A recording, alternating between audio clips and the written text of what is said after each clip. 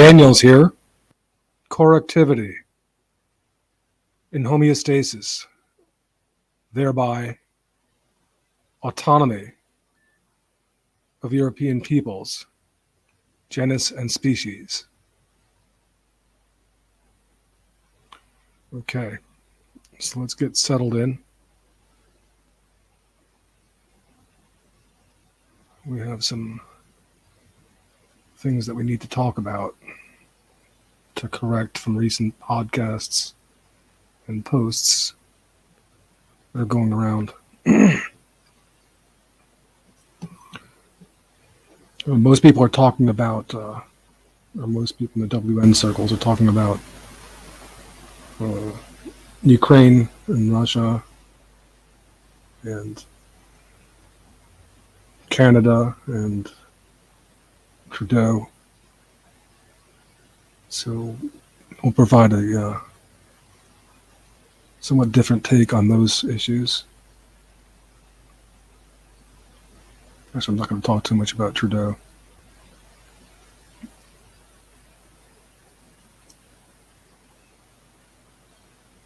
Other than that, clearly, in as much as the truckers manifested a successful, or rendered a successful manifestation that this was something that's characteristically to the left, despite the fact that they're unionizing activity against the exploitation and the unjust mandates of the elitists in the political regime. That's the way it's done.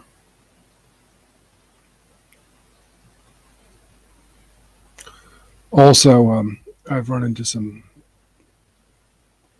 contention from a woman going by the name of Zedez, and I even postponed the show for her convenience to this time. She's, I think, in Quebec, Canada, and she's complaining about some of the some of the sexy pictures that I put on my Twitter account. No, I don't. I use Twitter primarily for aesthetic purposes and whatever political statements I can kind of slip in furtively by means of aesthetics. That's fine, but mainly as a platform to put forth mostly European aesthetics. I'll add some Asian and others, but mostly that, just to provide some inspiration and add some confidence to our people, beleaguered as we are by political correctness. And as far as the when I started out, I was posting things that were more borderline and more characteristically softcore porn, even, which was okay with me.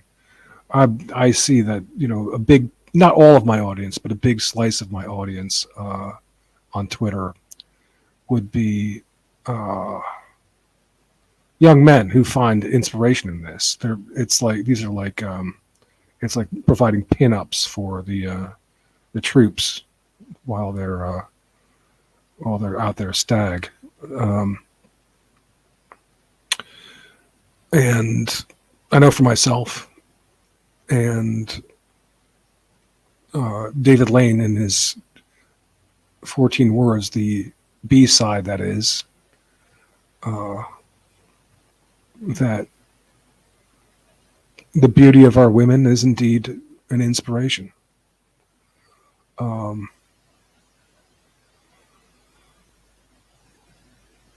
And but I've gotten some pretty angry complaints from this one lady who's watching all these concerns of ours, WN concerns. So I don't um, I don't consider her opinion irrelevant.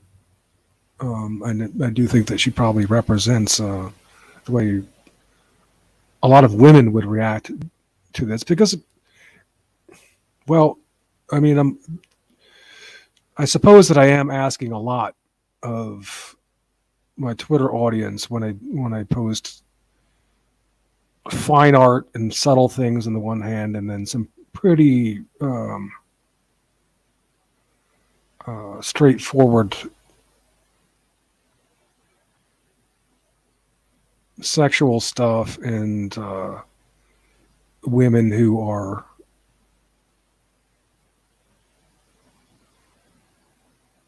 probably more beautiful than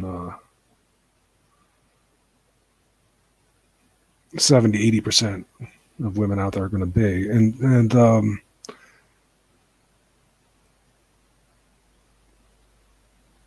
I can that. So in a sense, I am.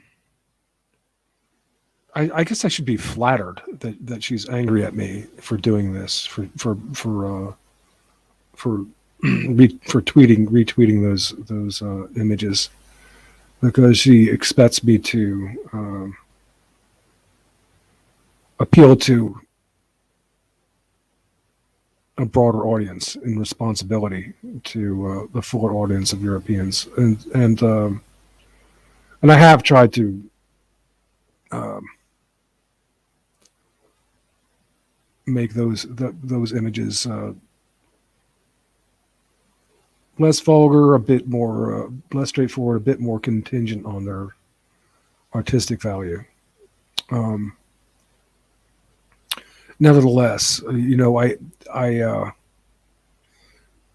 I see two sides of it. On the one hand, I when you are defending full ecologies, as I intend to do, um, it can be a strain, and it's not, and to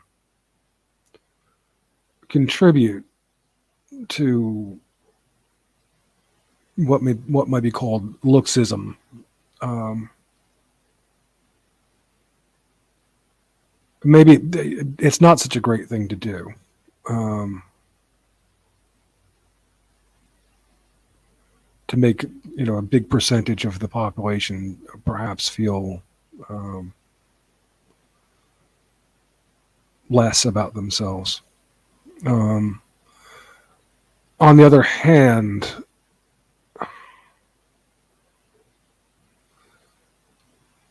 I overcame feelings of jealousy like that. It's one of the great things about nationalism is that you come to see um,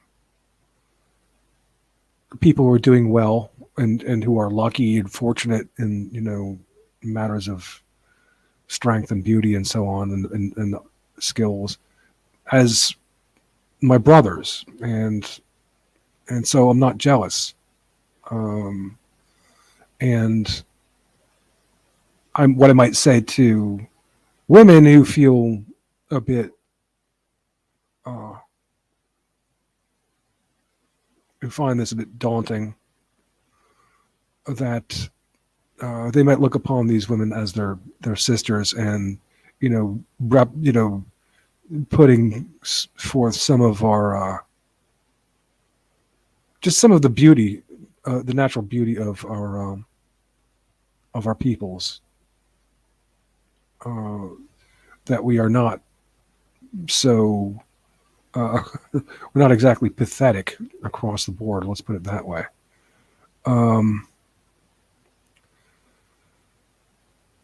Now, Zedez is definitely not reading me correctly when she accuses me of like posting this woman. It's like, oh, you want to fuck this woman? It's what it's not. And it's not like that. That's a long story to get into. I, in particular, view monogamy as very important and an option that should be held sacred, and marriage is very important and not at all something that's so many people will say in popular culture that it's like oh, it's impossible, nobody can do that, it's not natural. They'll say all this stuff. I don't buy that at all. And if you're really careful and you find yourself a good partner, I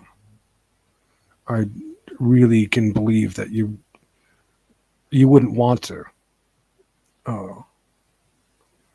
cheat on them, let alone have them cheat on you. And monogamy structures means for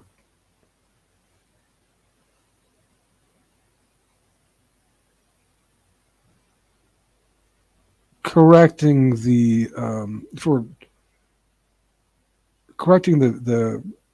cruelty and injustice that might occur as a result of some people getting more attention and help for their physical appeal. That is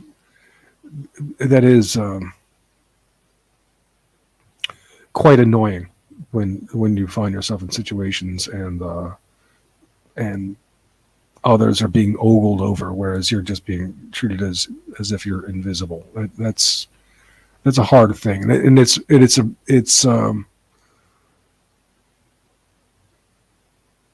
part of the reason why the institution of marriage is so important, and the opportunity to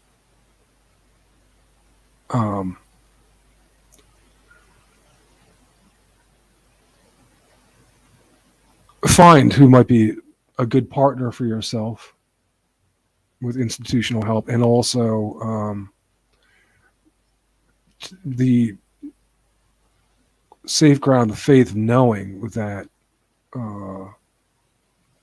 you can have some, you can be just for each other. You don't have to like have someone who's let's say been around the block 500 times. That's nasty, and it's a hard thing to confront. But what I mean to say is that these things, I believe, with that institution respected, can mitigate greatly against the kind of anxiety that might be created when certain physical types are being given an unfair attention and advantage for their beauty, because there is that. That is, I am kind of, even though Zed might not realize it, I am kind of sensitive to that.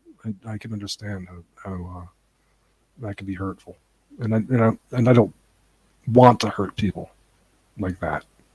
I'm not one of these guys who just like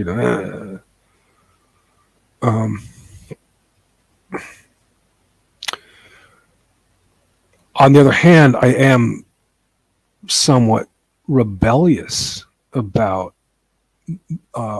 my capacity to observe beauty in our women, and defiantly so, because I had an older sister, 6 years older, was a feminist and really jealous and hostile about my and men generally, observing beauty in women and commenting on it or making whatever issue about it. and she was so hateful in her whole attitude about the matter, about what you might think. Well, of course, her sexuality was so delightful, of course, that well, with the addition of other complexities, made me quite neurotic with regard to approaching women and not wanting to be superficial, and for the fact that, well, appearances first, it might not be most essential, but it's one of the first things noticed anyway. I guess you can say that your common activities eventually would be among the first things too, but still, it's one of the first things you notice, of course, and I think that would correspond to genetic cues. So it's not it's not groundless. It's not unwarranted, of course. But how I overcame the horrible and intentional oscillation that my sister's shrill feminism helped to instantiate in me was by going by the popular 1 to 10 scale as applied to physical, emotional, and intellectual, and saying, okay, well, I'm willing to take my equal, physically, emotionally, and intellectually, in a woman. I'm satisfied with that.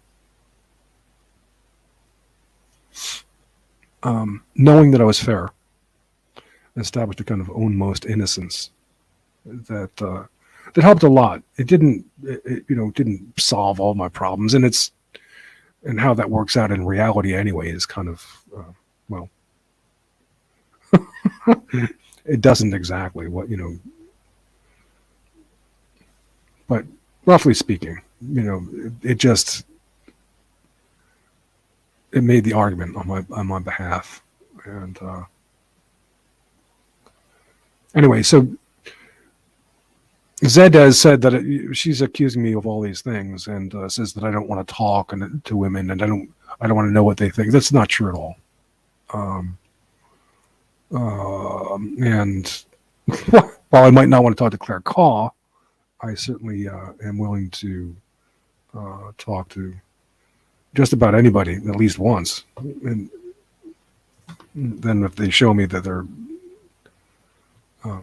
hostile and or not otherwise worth talking to, I'm willing to talk to them and have them back again.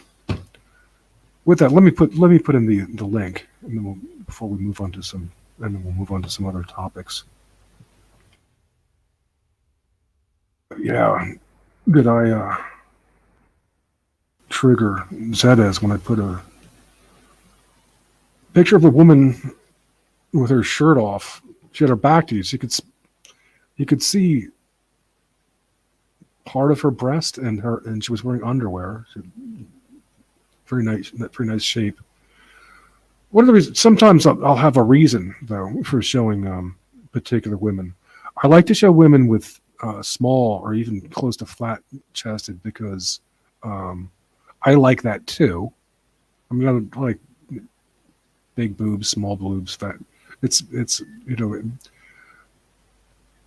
I want to put out the idea that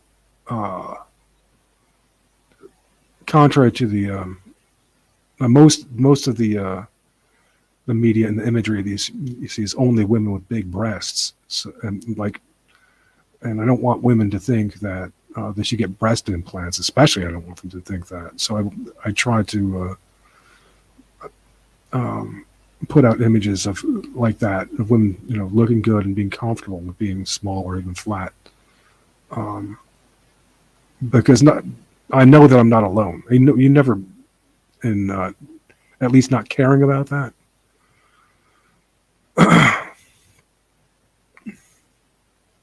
Um, lately I'm intent on putting more pictures of women with dark hair. Now this brings me dark hair and brown eyes, which brings me to this disgraceful article that is running on Kevin McDonald's site, the Occidental Observer, the latest one. What is it called?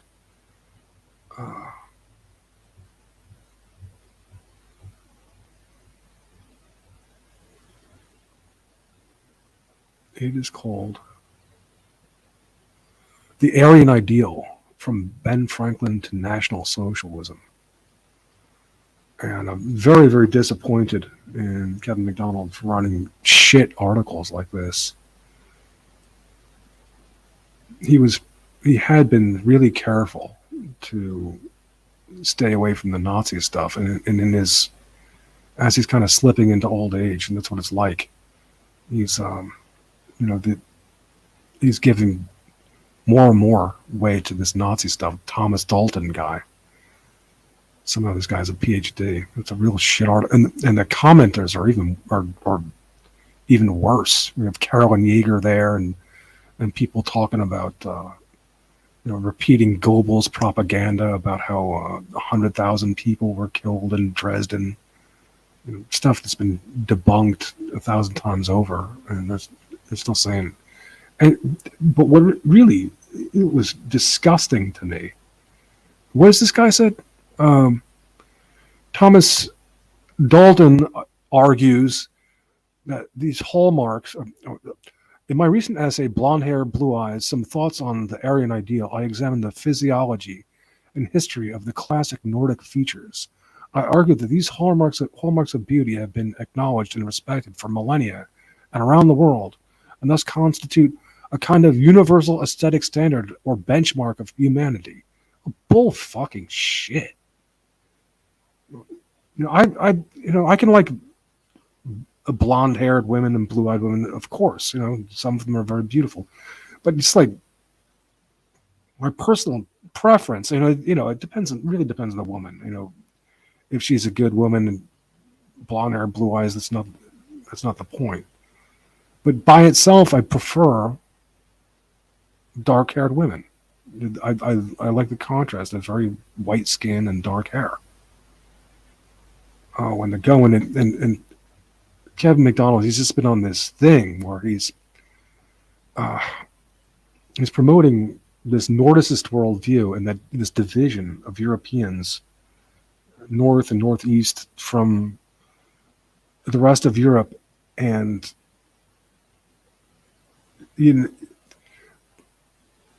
really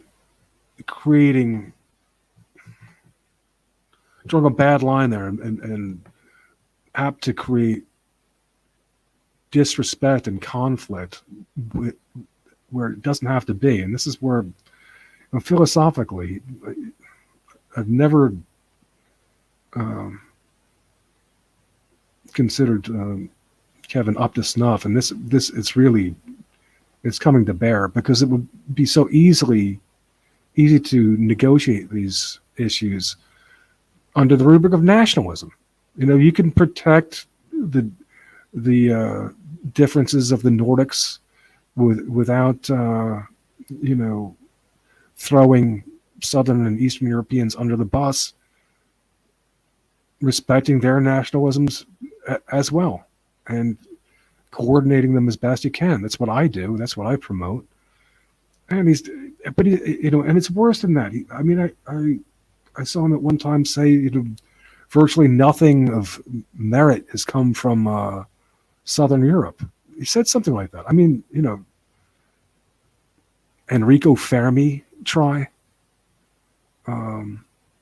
was one of the major figures in the Manhattan Project, giving classes to the rest of them. Archimedes, on and on. I don't want to get into it, but it's just that it's really a dumb way to go to draw the line, Northern European. as opposed to nationalisms. That takes care of those concerns. You want to protect blue eyes, blonde hair. So I want to protect these differences as well. But it really pisses me off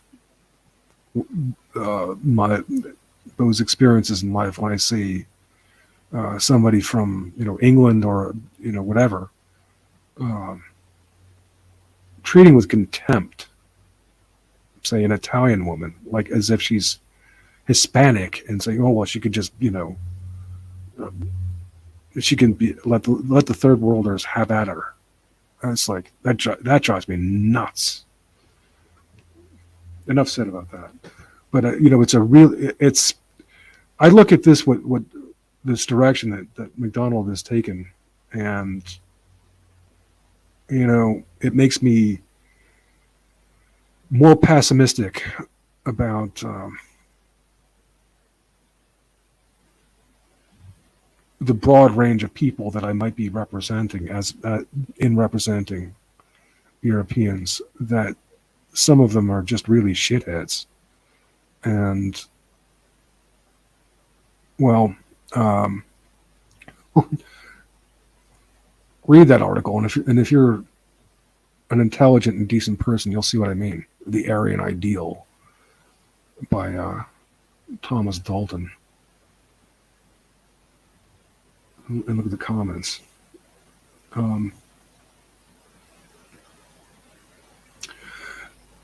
But I've come to a resolution for myself. I feel good about myself. I've already done what I want to do. I've set up the platform. It's logically justified. It is the best platform. And I won't say that's all that I can do, but that's the most important thing that I can do. The rest of it is marketing and personality and persuasion. And well, I can work on those things, but there's some people who I'm not going to persuade and can't be persuaded. I mean, it's like,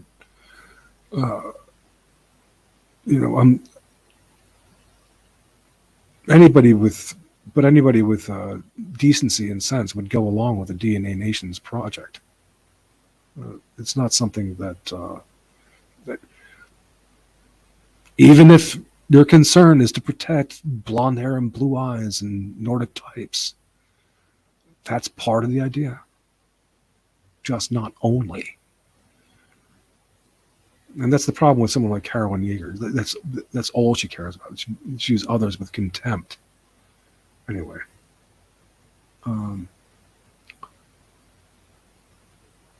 Okay, so the link is there if someone wants to join me.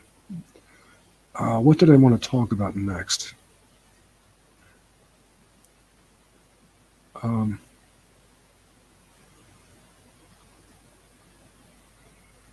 Sort of still fleshing out the definition of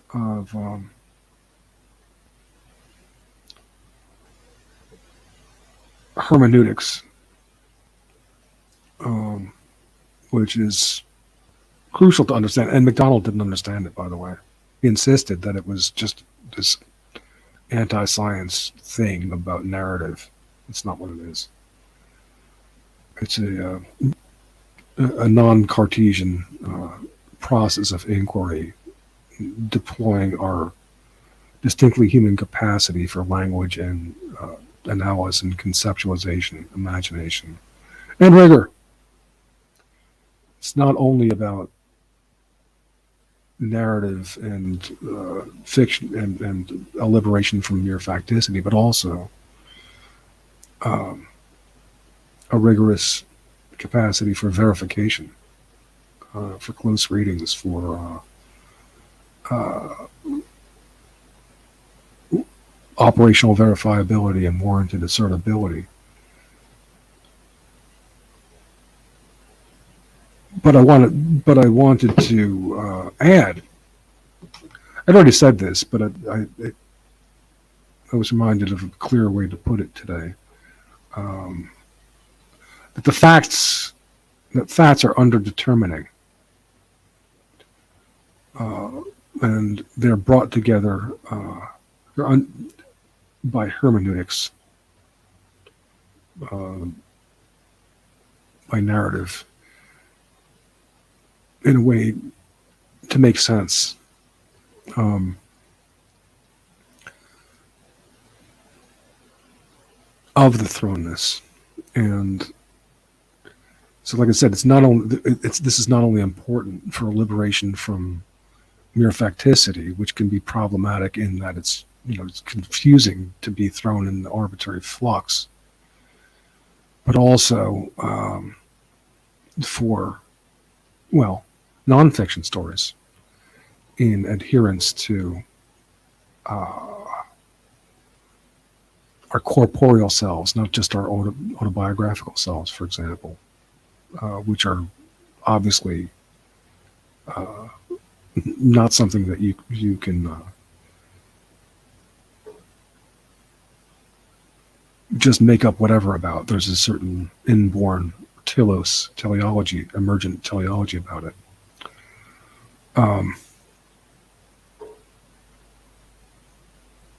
And the people who criticize the quote left about having these narratives and they think that they can make them of themselves whatever gender they like and blah blah blah and just do whatever. This is not hermeneutics, and it's not even social constructionism proper. This is a red caping of these perspectives. And so MacDonald was only seeing the red cape when he says that when he told me that hermeneutics was not dealing with was anti-science. No, it's not. It's anti-scientism. It's a liberation from bad science, which of course there is. I gave the example of the scientist saying that we're all Africans under the skin. What about the 40,000 years of evolution between and all the mutations and adaptations between?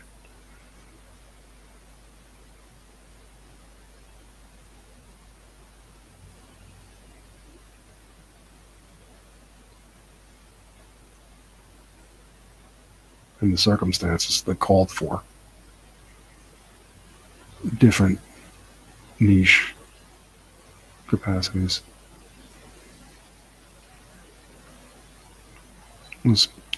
Spencer Wells was saying that. So it's not like the obscure marginal figure is saying something so absurd. This is the head of the Human Genome Project is saying this. Scientism, bad science or bad application of science. And hermeneutics stands to correct this kind of thing.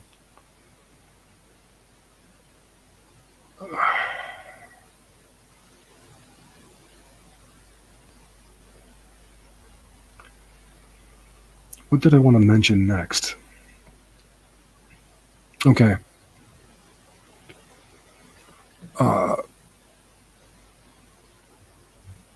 I congratulated, while I was criticizing Joel Davis and Keith Woods last time, I also congratulated them, Joel Davis, for noting that emergentism wasn't only a phenomenon of the individual, but of groups as well, or what I would call systems as well. There would be an emergent aspect of the genetic properties. And I wanted to add that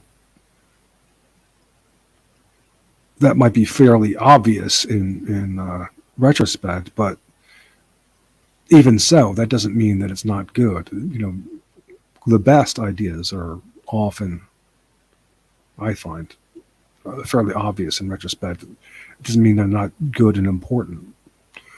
But I made the same comment about Keith Woods when he said that nationalism provides a means to transcend materialism.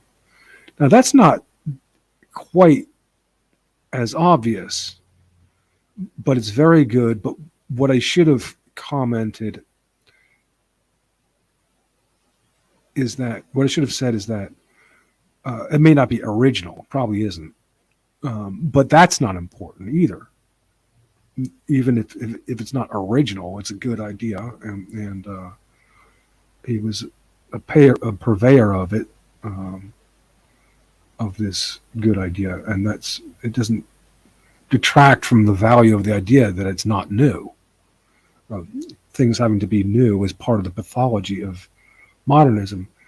But then there's something that I might add with regard to nationalism.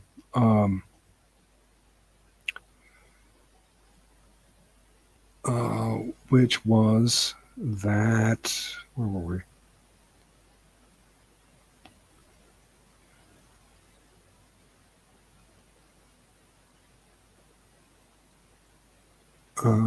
Just a second, I'll find it.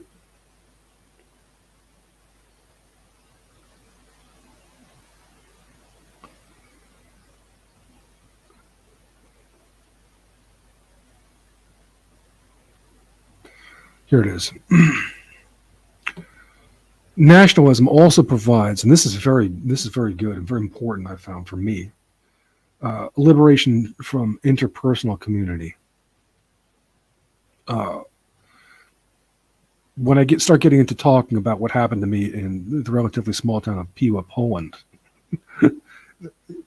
I mean, it cured me of any time some Rams Paul or anybody else comes and talks about the place to start is by building community. Well, I say to him, you go ahead, good luck. I want no part of it. I want to be immersed in the sea of a nation and be anonymous to most people. And where I talk to somebody, it's because they have a direct connection to the way I think from wherever the world on the internet. Thank you very much. Interpersonal communities, big egos, crazy people, gossip. It's just nothing but, this has been the worst experience of my life. But on the other hand, that's something that nationalism can transcend. You're getting into the good patterns of these people, liberating from the Martin Patsahovas or the Oscars or whatever other shitheads there are out there. And you liberate yourself from, bureaucratic reifications of the nation state per se, when you view the nation in this union concept. So, which is a problem. Like I said, that's one mistake that both Joel and Keith were making, is that when they make nationalism the just plain nationalism versus liberalism, the paradigm, my left nationalist perspective is superior, because you're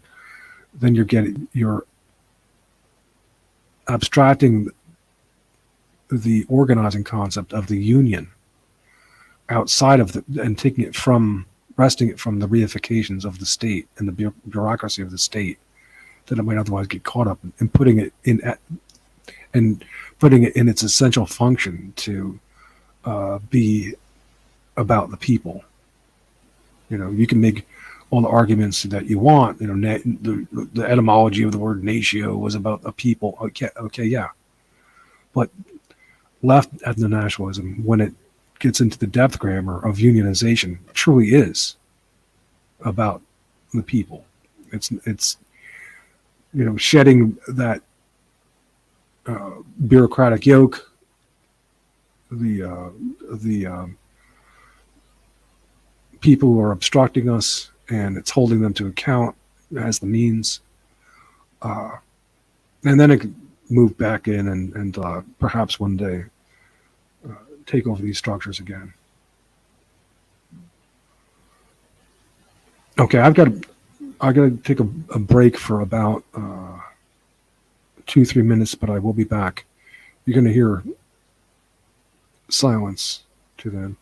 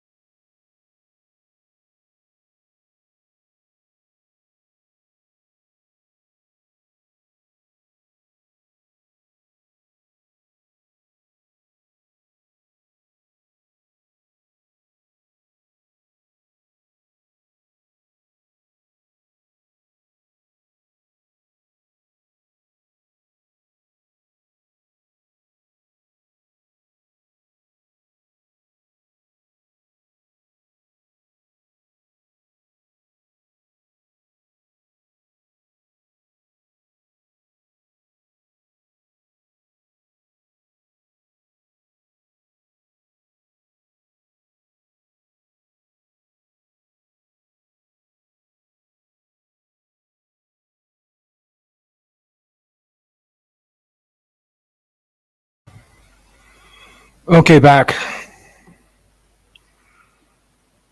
Excuse me, nothing I could do about that. Now then. No, this nationalist idea, ethno-nationalist idea, which is non-supremacist and non-imperialist, with the left prefix added. That's another reason to do that. And it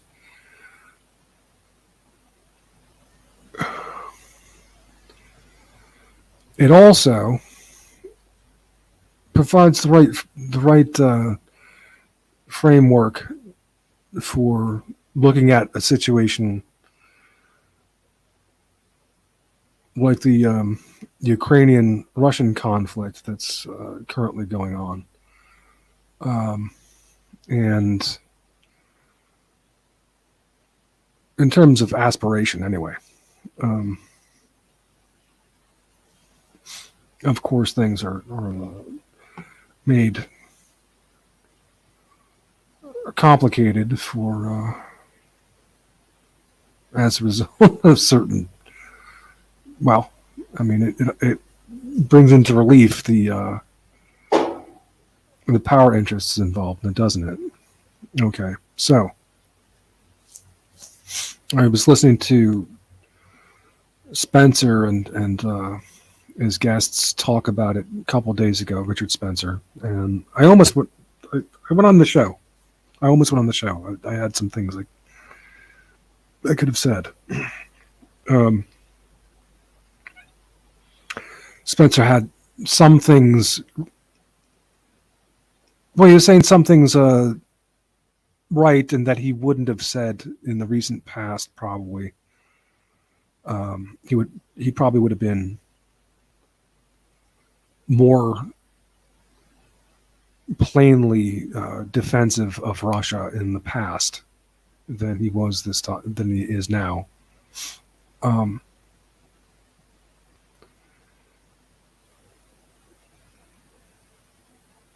And he's right to do that, to be critical of Russia as as a corrective to the sort of overly favorable position that WNs are taking to Putin and Russia for the most part. Here, Rams Paul fawning over him. Ha ha ha! Them hippies. They're all like anti-Russian now. Oh, Jesus. Oh, jeez.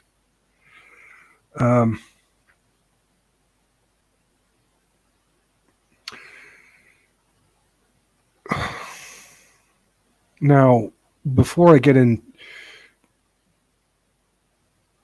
the ethno-national position kind of stakes out the moral position in this and brings into relief where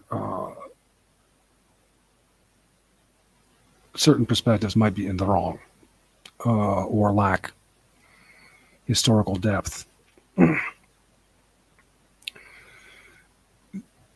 Now, Spencer was going along and saying that, Putin, he's critical of Putin in this situation because he is the one who is standing in the way of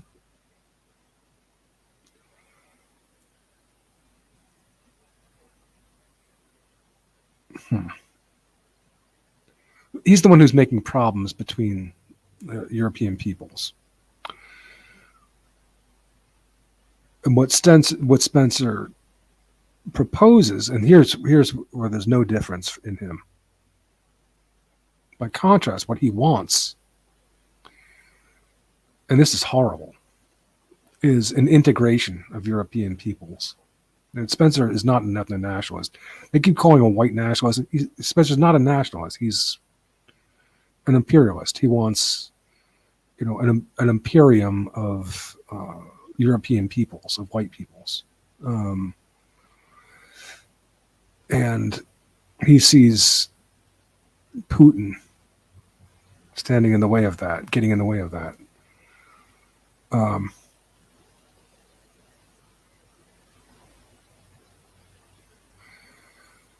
First of all,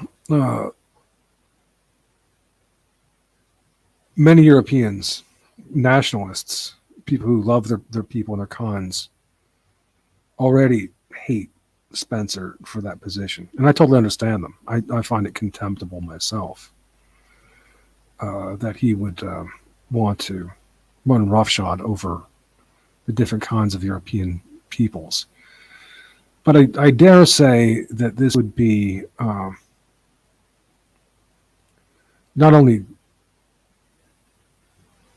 it would rupture the most practical and profound means of accountability to human ecologies, the various different European peoples. It would do that and be more than unwieldy to manage accountability of human ecologies. But even worse, it would be a lot easier for corrupt folks to infiltrate and wield influence, as there would be fewer checks and balances. Normal people don't want what Spencer is proposing there and doing away with nationalisms, ethno-nationalisms, because that's what he's talking about. He's even said in the past, "It's not going to be a little Poland," in his Fen voice. Well, why not, Richie? Why isn't there going to be differences? Our little Poland and our little Germany and our little France and our little Italy and our little Switzerland and our little Denmark. We want our little countries. Thank you very much. But anyway, now here's the thing. In as much as Putin is standing astride and in the face of this guy. Well, the integration, not only the integration, but all the crap that's coming from Western Europe and America. My God. No. I don't want Ukraine and Belarus to join the European Union, to see what's happening in Paris happen to Kiev. Why the hell would I want to do that to them? What? No. I even had, using the Belarusian example, a fervent Belarusian nationalist colleague of mine, friend, who hated Russia for historical reasons that most people aren't aware of, with a passion, and despises the fact that, basically Russia controls Belarus. They've imposed Russian language on the land, and and are squelching not only its native Belarusian language but culture to a large extent. There are different people. Belarusians are different people than Russians. Russians make up about 11% of the population. Russians are,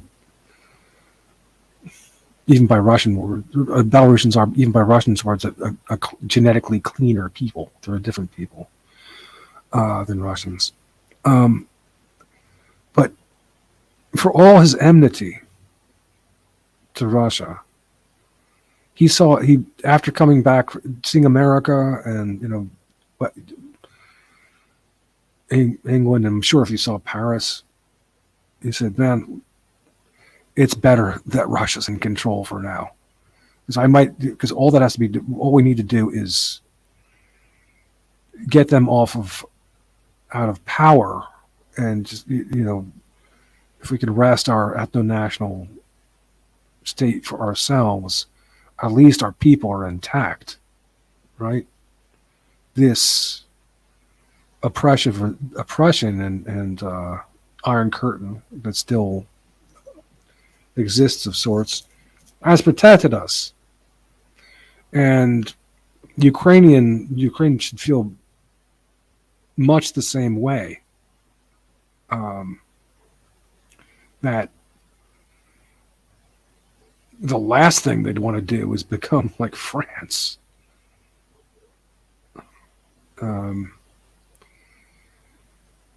Having said that, with someone like, some shallow internet personality like Rams Paul and others would not understand is the history of these nations and the brutality, not just of the Soviet Union, but of Russia and including Orthodox Russia to these nations, Belarus and Ukraine. Of course, Estonia, Latvia, Lithuania would have been subject to this as well. Finland in famous context, and of course Poland, and then other nations, Hungary, and so on.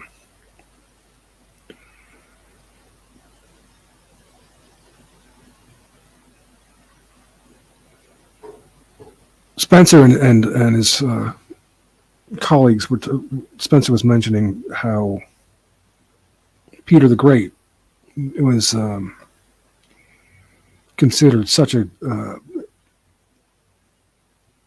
ideal figure to Vladimir Putin.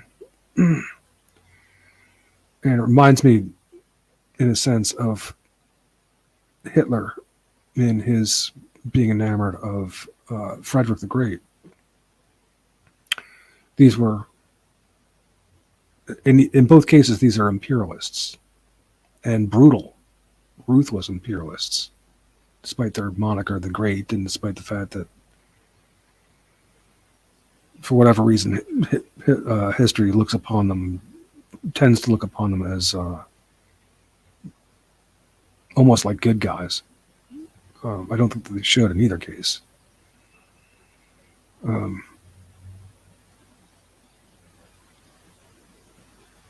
Thanks for telling me that. I'm going to get into the kosher part in this in a second, but I wanted to mention that Peter the Great is interesting as a negative example in the case of Belarus. Now, first of all, you have to begin with the fact that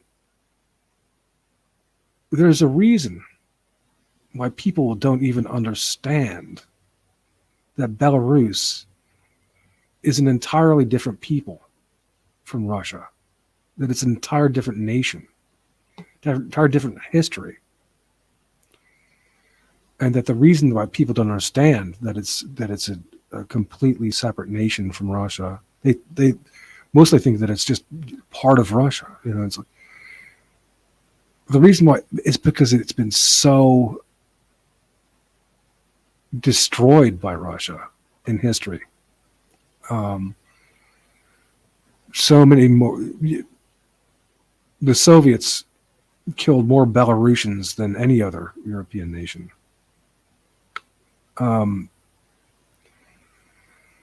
their predecessors as well in the Northern War. But the conflict and the oppression has a long history, and Peter the Great provides a salient example of this. And now, in terms of just how obfuscating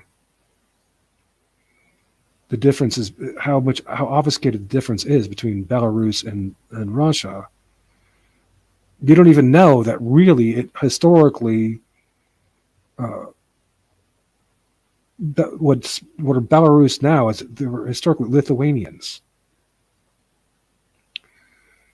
and what's Lithuania is probably even like perhaps a different tribe of people altogether.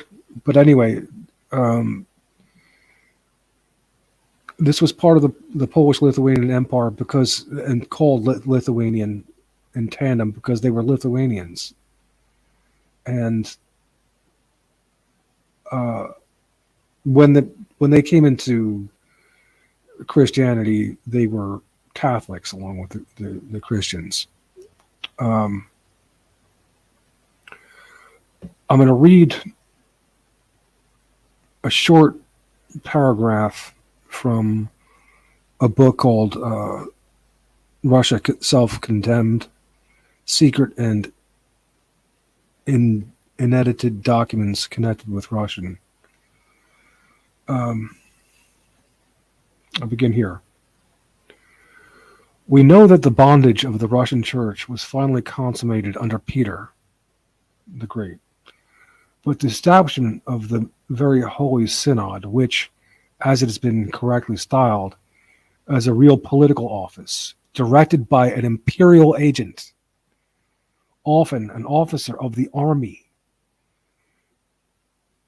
To give an idea of the Orthodox spirit and of the, quote, tolerance of the founder of this synod, we cannot avoid here relating the following event.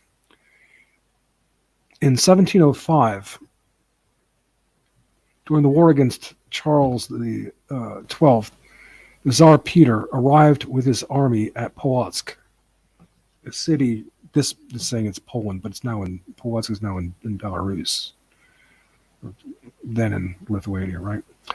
Of which he was the ally and friend accordingly according to the stipulations of a recent treaty. Immediately upon his arrival, uh, the schismatic popes entertained him with complaints against the Basilian Brotherhood, monks of the United Greek religion, who, by their donations and their influence, excited the jealousy of the schismatic clergy. The ferocious character of the Tsar, exasperated by his recent defeats, burst forth into fury. Surrounded by his staff, he ran into the cathedral of St. Sophia at the moment the Basilians were chanting Vespers, and there, drawing his sword, he fell upon the abbot Theophanes Kolbyczynski, the first Basilian whom he met, and smote him dead at the foot of the altar of St. Joseph. At the same time, now I've been to this church, and I was told this story when I was there, of Peter the Great murdering by his own hand one of the most esteemed and hallowed figures of the Lithuanian Catholic Church. A hero of its nationalism, and that's why, and that is, by the way, why Peter killed him, because he was a Belarusian nationalist, or what would now be called a Belarusian nationalist. At the same time, he caused the abbot Kizhikovsky, the superior of the order, with 2 other Basilians, to be seized and hanged. This done, he delivered up the cathedral and the monastery to be pillaged by his soldiers. We will abstain at this time from presenting a multitude of facts which occur to us, showing the violence, the rapine, and the cruelties which the Russian Orthodoxy has exercised many times in Polish Lithuania. And this does not prevent the Russian government from proclaiming everywhere and always that it acts only in the spirit of the gospel. Now, where I'm going here is that this kind of thing has been going on in oppression of not only of Polish, but not only Belarusian, but of course Ukrainian nationalism as well.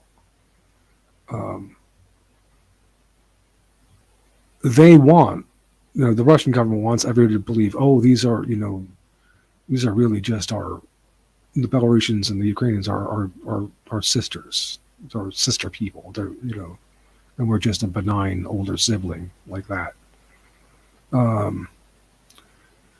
But you will find, first of all, if you could resurrect the millions of dead that they've killed, but in the ambers of the nationalists that survive to care, that there's a long history of fighting and difference between these people, and this fight that they're after is ethno-national. Now, being ethno-nationalists, we support them in their ethno-national, even though I don't want certain influences, the right-wingers, the banksters, the internationalists, the liberals, and the YKW to bring Paris, the refuse of Paris, into these places, right? I don't want them to become part of the EU.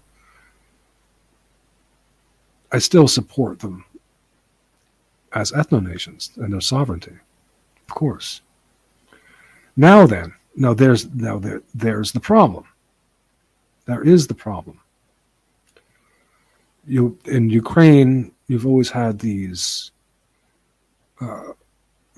especially in the west of Ukraine, you've always had these nationalist forces,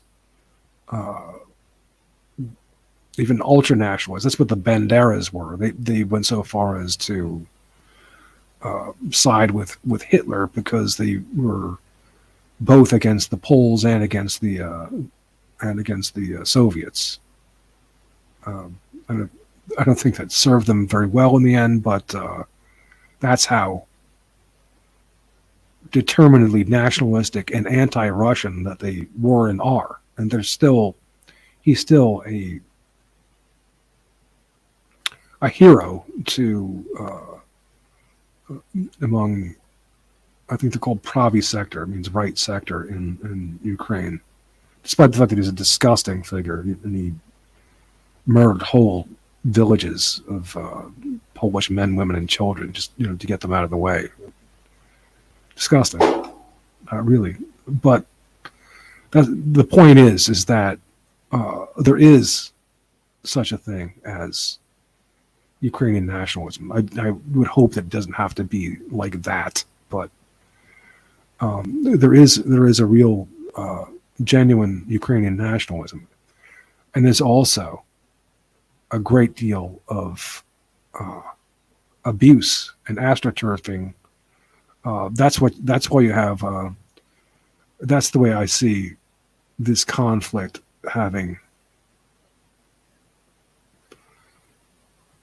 gone the way it has and so badly. You had Victoria Nuland going in there, right,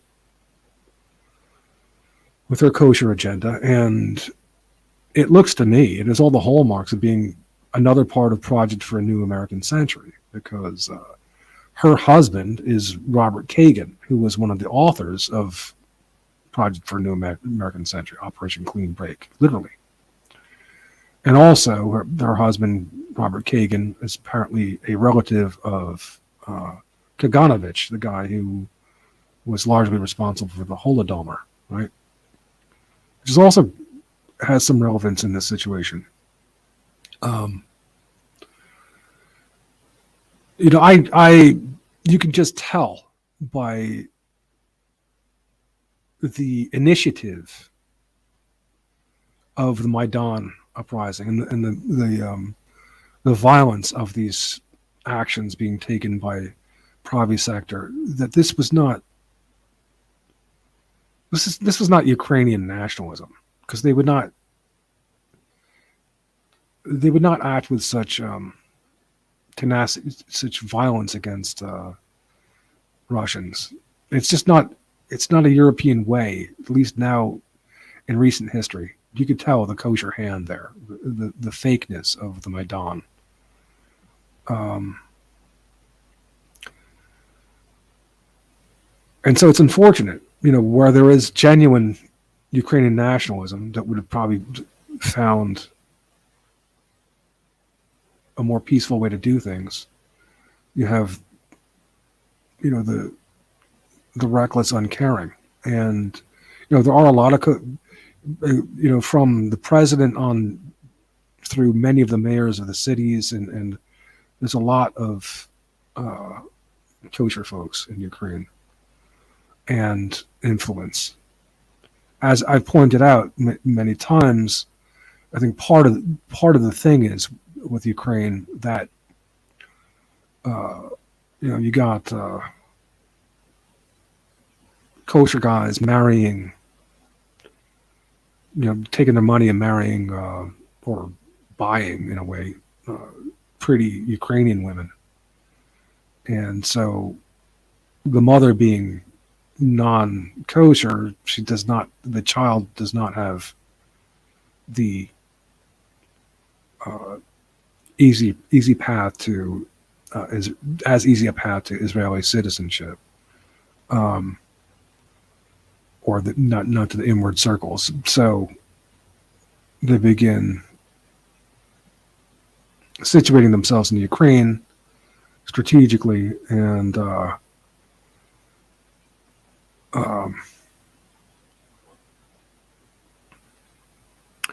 well,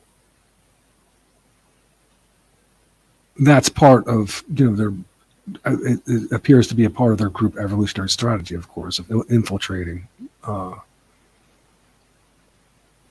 by means of the Y chromosome and the mitochondrial.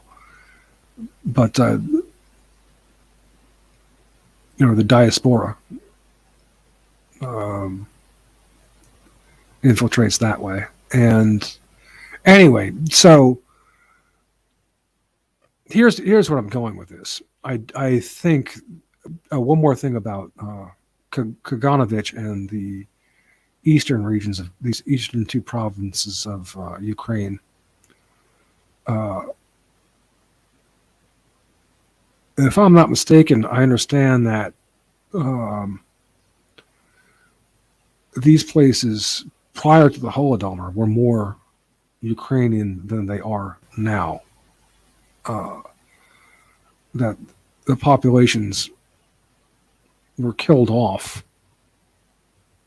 and under the Holodomor, and these, especially because these were industrial regions, they needed workers, so a lot of Russians moved in there. So this is a compound historical injustice to Ukraine that's going on there. And I don't want, someone like Rams Paul, why he's cheering Putin and everything. I don't want him to get away with telling quite so simple a story. Now, I don't want Ukraine and Russia going to war. I don't know the situation well enough how badly Ukraine needs these two eastern provinces and Crimea. But I'm almost thinking to myself, I mean, if the author of the Grand Chessboard, Zbigniew Brzezinski, would say, well, if the Ukrainians don't want to fight over it, then why should America or anybody else? Just like, if Russia could be satisfied with having these places, well, then okay, let's secure the rest of Ukraine for Ukrainian ethno-nationalism once and for all, and have those other places unfortunately become part of Russia. Maybe that's the way it should work. Maybe not. Maybe that's being way too generous to Russia. But anyway, it's just unfortunate. And I believe it's not. The kosher stuff isn't just coming from the West and the Ukrainian side. It's also coming from Putin and his side, not just his ties to Sabad Lubavitch, but there's all kinds of oligarchy and other influences that are still exercising their influence and commitments to Israel. Despite his backing of Syria, he has ways of working things out, of coordinating things with Israel. Don't you think that he doesn't? So that's another big place, haven for the kosher folks when things get too hot to handle in Israel. This is another place they want to go, of course, is Russia. And they want to exploit its vast resources. They're known for being in the diamond industry and as well as having been and probably still are in many of its other assets. Was it Abramovich? I don't know if he's sort of in exile in London. Anyway, here's the thing. Now, we're looking at this from an ethno-nationalist perspective, right? And concern for Ukraine as ethno-nationalists. Well, the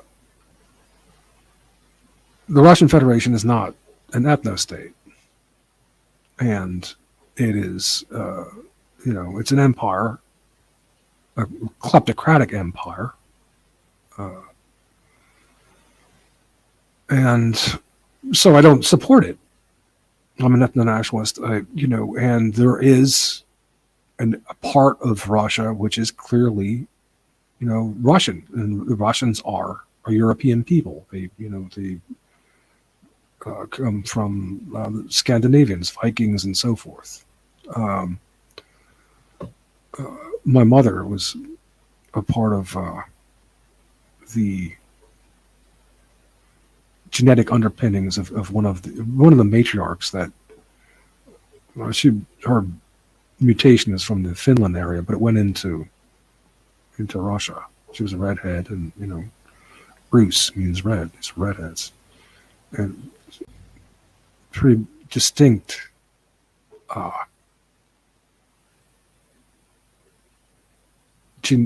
haplogroup. An exact haplogroup tracing from my mother to as a matriarch of Russia. But anyway,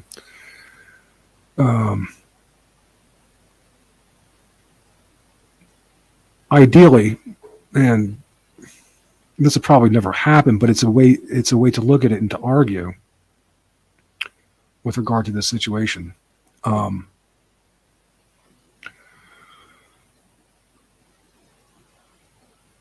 Looking at it as ethno-nationalists, wanting to wrest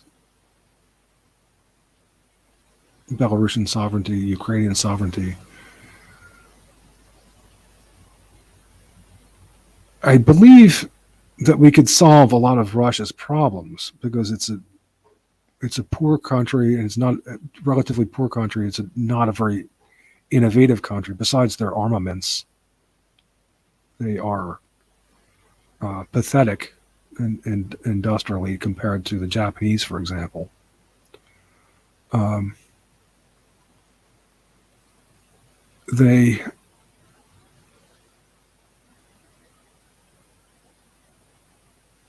What I would like to see, ideally, is for them to secure themselves as an ethno-nation by, let's say, selling the lands east of Lake Baikal to Japan and Korea and China. Now, Japan for sure would like to do that. They would pay, and they would even help Russia set up its industry.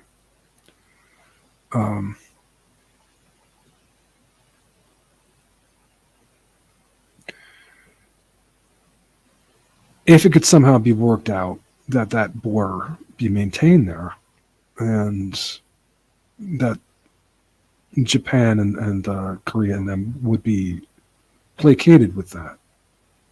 Now, people who think that Russia is being pushed into the hands of China and China is going to be friends with Russia are, to my understanding, crazy. These people don't like each other. China does not like Russia. Japan does not like Russia. These are really enemy peoples, and but this may be a way of mediating that conflict so that they could all become more secure.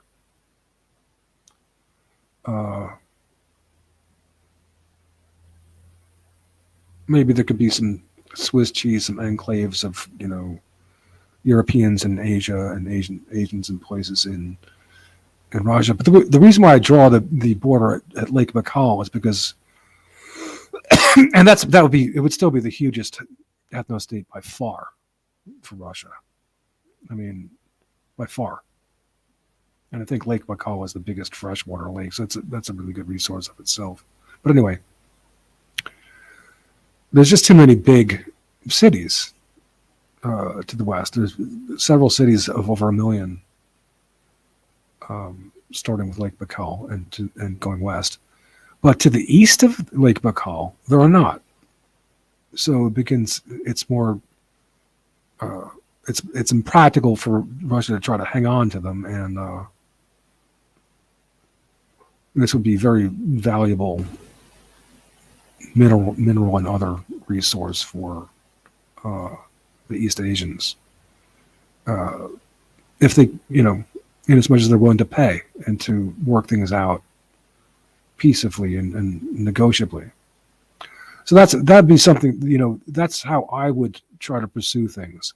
I don't sympathize with Russia in having, these what should be northern Japanese islands, and it's tragic, really, that they have struck oil there or natural gas where Japan has none, and was forced to have this nuclear reactor that melted down with the earthquake. It's terrible, and there's a history too there, similar as accusations that Americans undergo of killing the natives. And, and the American Indians come from the Altai, right? So it's largely the same people, but the Russians were doing that throughout Eastern Asia and even into Alaska. They were killing hapless Eskimos. It was apparently pathetic. But anyway, so there's a long history of conflict on to their east, and bitter conflict of Russia to these Western, to these European nations just to their west. That it's not only a huge insult to these nations, these people, when people like Ramspol and others are cheering on the Russians, but it also might be plainly naive. Do the Russians really care? Are they really based? Are they ethno-nationalists, or just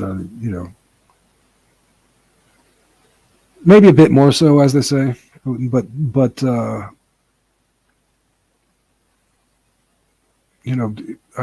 do believe that you have to look at the ethno-national justice of it, and unfortunately, that means being wary of who's behind the East and integrationist things, whether it's Richard Spencer thinking that this integration is going to be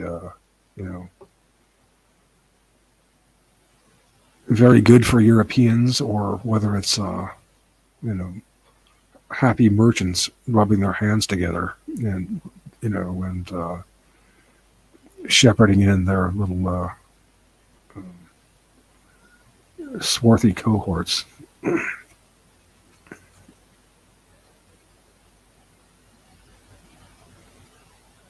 Okay.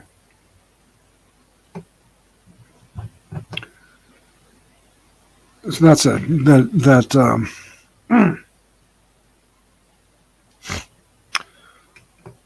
I think the Ukrainian and Belarusian nationalists who are thinking about who understand the situation overall don't want to fight Russia. They would like to have more, to be independent from Russia eventually, but they don't want the stuff, what they're calling the pause, what you're calling the pause, coming from the West either. But they'd rather they think they're safer under with a slightly more Eastern bias for now, and less integration, of course, with the West. I'm going to put the link in again, inviting someone to talk if they want.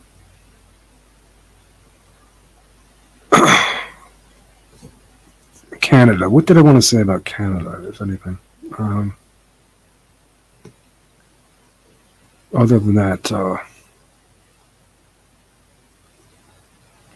the concept of unionization, you can try to call that right wing all you want, Ramspoll and others, these people who are like beholden to Paul Godfrey, but it's not, and that's a good thing.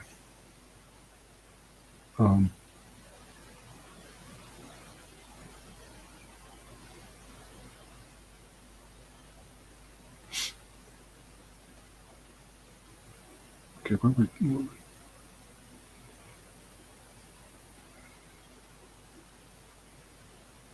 let's see.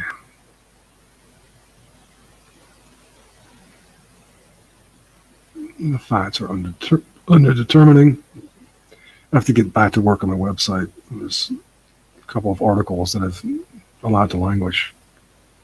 I've been adding a few details here and there, but really,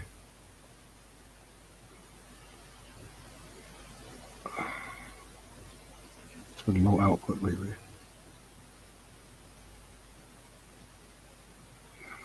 Okay, now I was reflecting on. This is a good one. Praise of Folly. Todd Lewis was discussing with his colleagues a foundational notion of justice, a non-ambiguous idea of justice, and it reminded me that there are conflicts exactly over different kinds of justice. There's the justice of merit, of who's done things, who's done the work, and therefore deserves it. And there's the justice of need. Maybe someone would have done the work or would have done just as well if they had some of the basic resources that those who have, merited these things had at their disposal to begin with. So those are two different kinds of justice, but it brought to mind, I'm not sure if it fits the concept of justice exactly, but it seems like it might, and it might be important.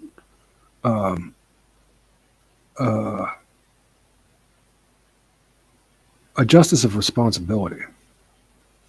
Because I'm always thinking in terms of human ecologies and accountability. So, and to social capital, genetic capital. So there's a responsibility to that, which I guess would be more a fluid kind of justice in the manner of correctivity.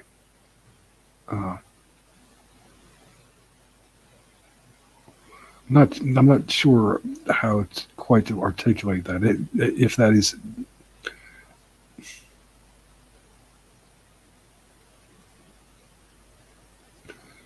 if even that falls into terms of justice, but it seems like it might, and somehow should. I'll have to reflect on that a little more.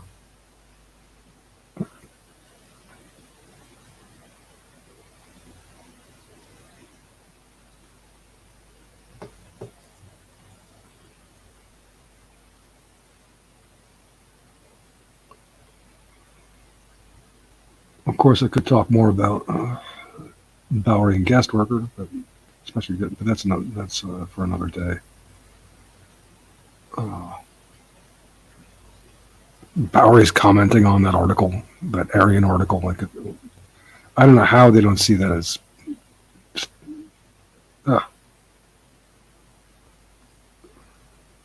treating that stuff like it's normal. Appalling.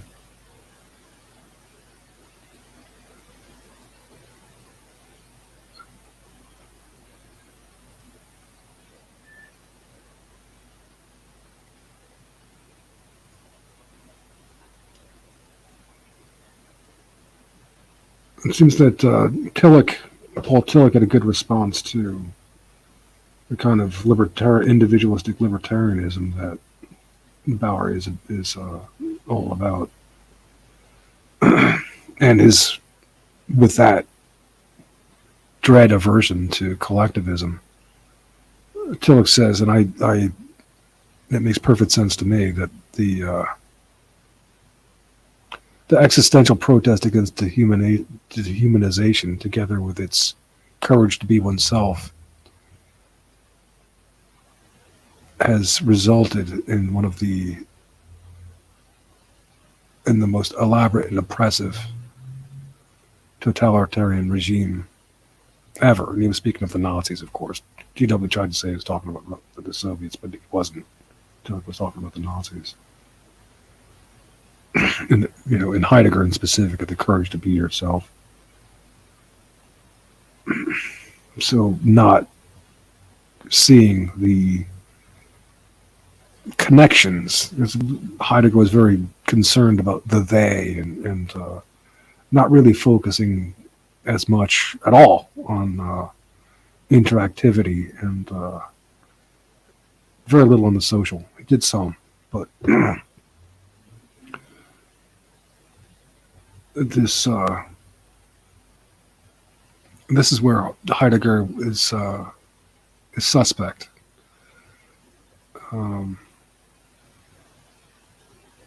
It's okay it's important to focus on emergentism of the corporeal self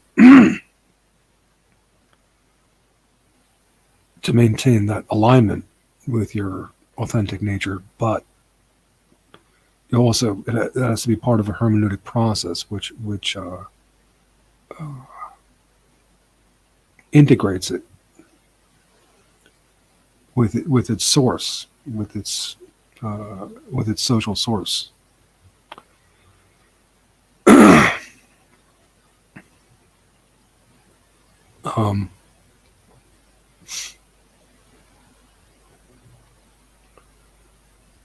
There was another thought that with Heidegger there, and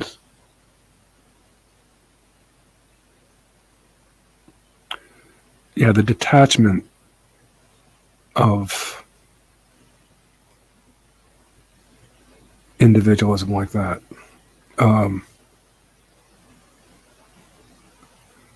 And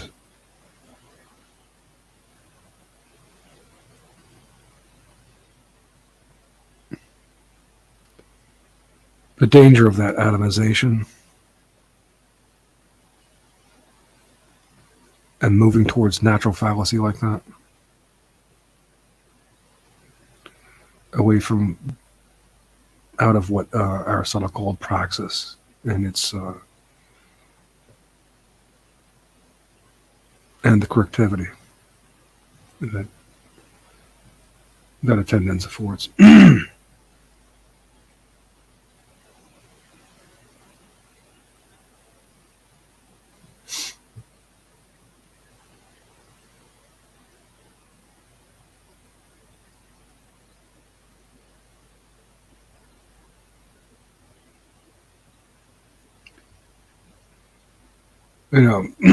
Just you look at guest worker's latest article on Majority Rights, the mind-body problem. First of all, he believes in this thing, apparently called mind, right? And then he sees, he believes that there's this problem that has to be fixed. It's like these guys are not philosophers. It's not. Philosophy is not for them. These are mechanics, both Bowery and guest worker. Sorry, I need to get back in the garage and fix cars or something. Because if you have any feel for this stuff, you see that it's co-evolutionary, right? There's no separation to begin with.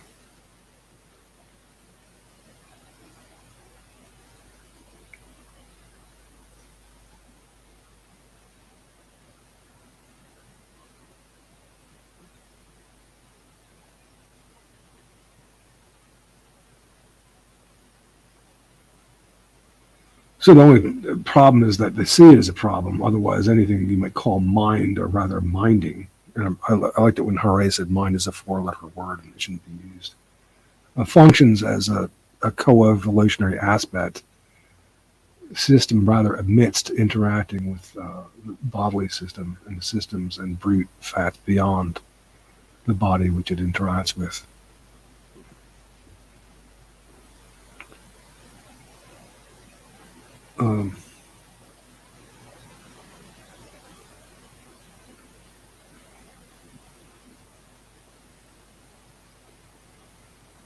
And these guys, these right wingers, speaking now of Rams Paul and Endeavor, they're still,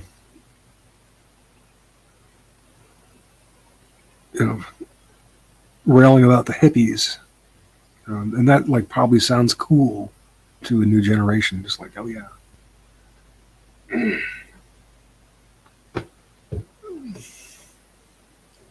when I hear David Crosby talk, I tend to agree with him. That guy needs to. He shouldn't be allowed to talk. He certainly doesn't represent.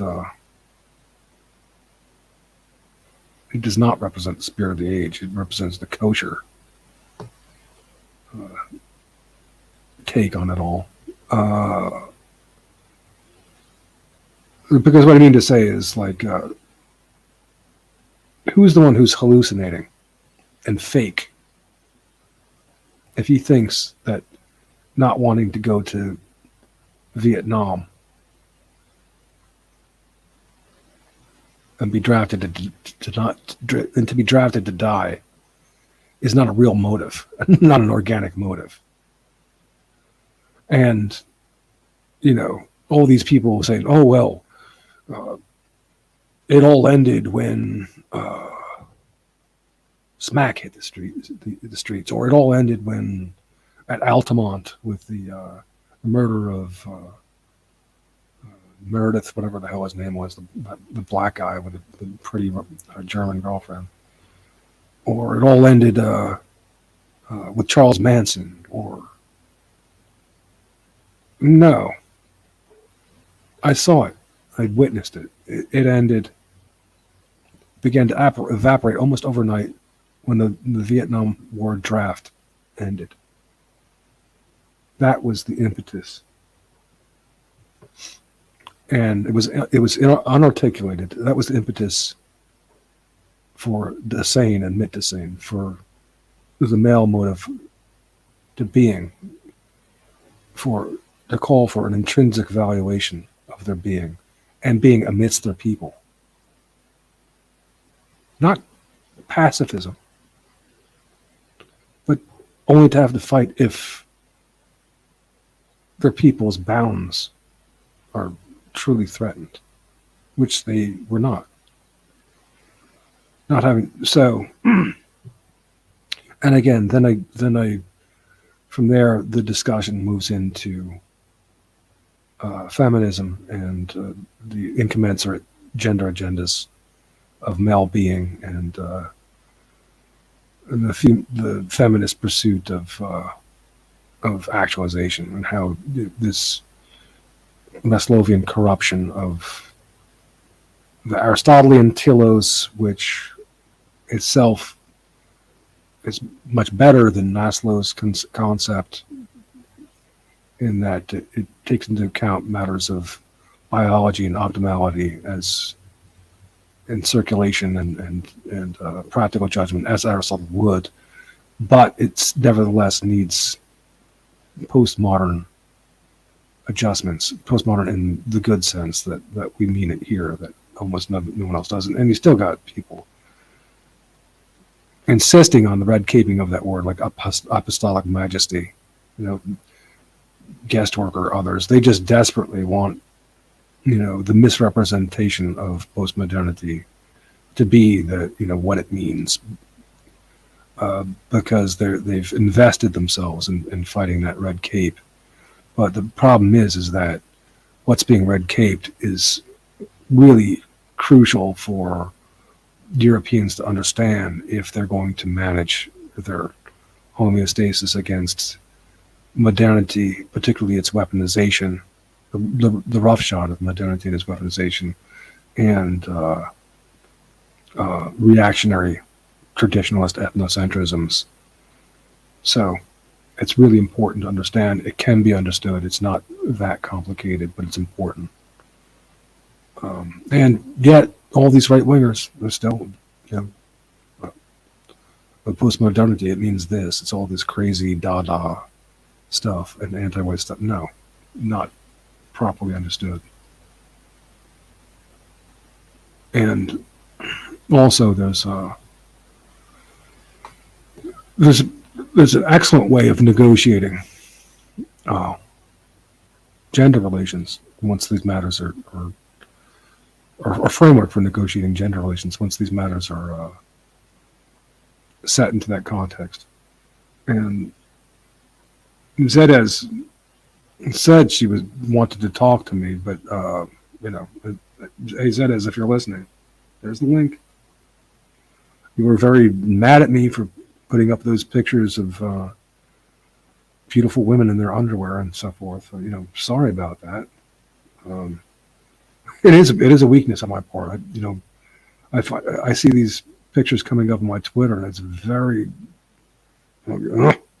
It's hard for me not to put it up there, but it doesn't mean that that like you said, that it doesn't mean that I want to fuck these women. I mean, it's like I don't know these women.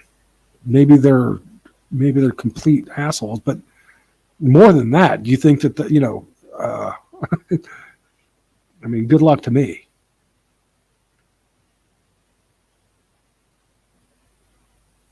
I just think that they're beautiful and they represent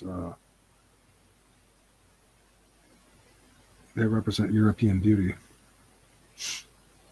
That's kind of an excuse. I hear you. I should be more sensitive about that. Because I am also, showing the artwork of people, so that's kind of like asking too much range and conflictual range in my audience. And you have people who will appreciate subtle artwork, and then you have, on the other hand, I'm showing a picture of a woman sticking her ass up in the air.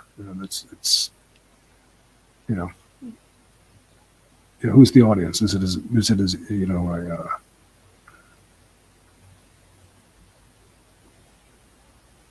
a Gulf War veteran with his calendar girl, or is it a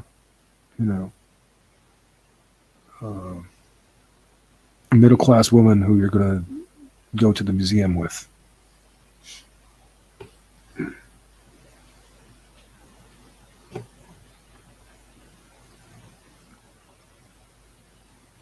But she's not here, and so I guess I'm going to have to. I'll talk about. I do want to get into talking about feminism. Maybe not tonight. Not unless I have. I prefer to talk about that with a woman, I suppose, at this point, or to start off talking about it. Maybe tomorrow, even, or in a couple days.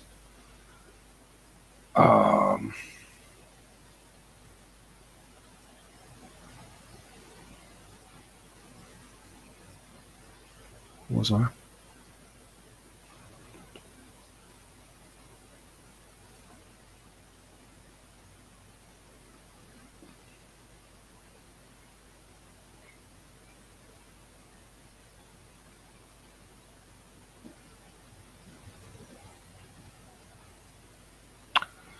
One thing, good thing I take these notes down. One thing that I failed to mention, and it's a crucial part of my concept of reworking Maslow's hierarchy of needs and the concept of self-actualization within the context and the delimitation of socialization, or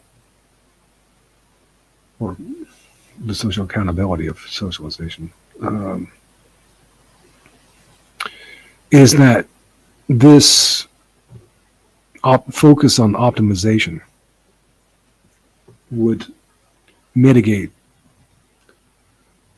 against important social problems like aberration, social aberration, that can come from the stress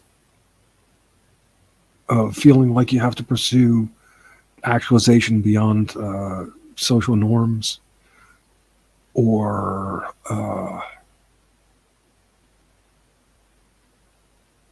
the unnaturalness of it, and the injustices and the disorder and the dystopia that can follow from so many people just pursuing their own happiness and irrespective of social responsibility, right? This is bound to contribute, I believe, to a lot of pathology. And I've been taking interest, since I'm interested in genetics and how what they can do, and how one of the things that fascinates me is how old cold murder cases are solved using DNA and genetic genealogy. And this is great. It's really interesting. And I don't know. I really like it, and I like seeing these crazy people get caught. But a few things I have to say about it. It's just like it makes me realize, I'm like, how many of these? I mean, I'm just case after case of like women teenage girls getting stabbed hundreds of times, and I mean, it's really crazy. At first, I was looking for. Okay, I admit that I was looking for the black and white crime, but there's plenty of, white, psychopaths who are doing this too. I mean, lots of them, and so I think that working out a system that is a little less stressful and a little more respectful of people's needs and attendance to their complaints, and socially accountable, won't cure all of these nutcases. Won't make all of these nutcases disappear, but one thing it will do is it should take away a lot of the justifications. It can take away a lot of the justifications that some of them might make to themselves to do this in the first place, and also, and where it doesn't outrightly cure them for actually providing the resources that they need, or not demanding things that are impossible, and not screwing up the social order so badly for this. Because I'm talking about putting socialization as the most fundamental social need. That's the way it should be. And also, and with that, borders and boundaries. That's what facilitates accountability and should mitigate against this craziness.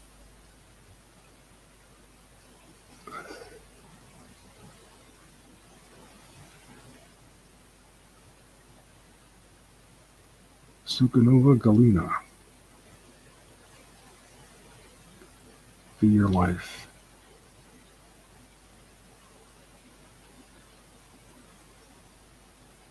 Okay. Let me put the link in one more time.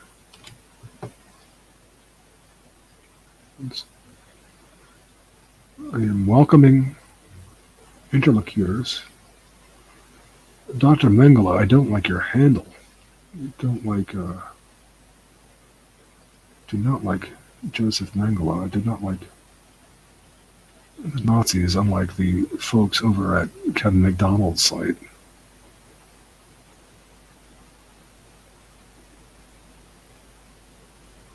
I mean, you have Carolyn Yeager there. This lady saying, "Oh, David Irving, he's a failed historian. He believes in the Holocaust."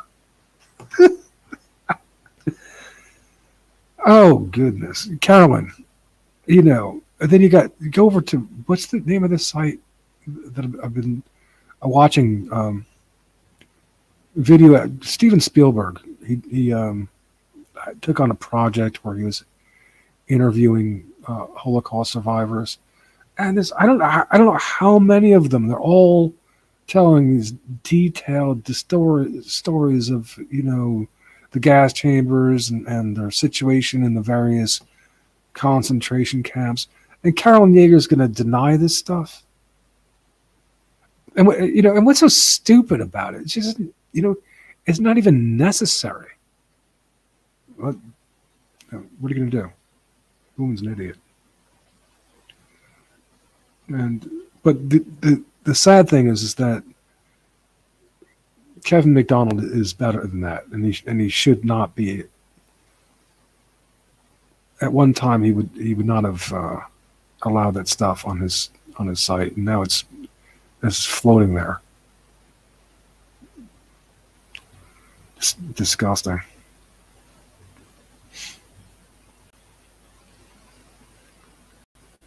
Herman Rosenblatt. Holocaust was real when no, the whole. I mean, you might object to the word Holocaust, but it just I don't care. They can call it that. They don't call it. They call it Shoah. In fact,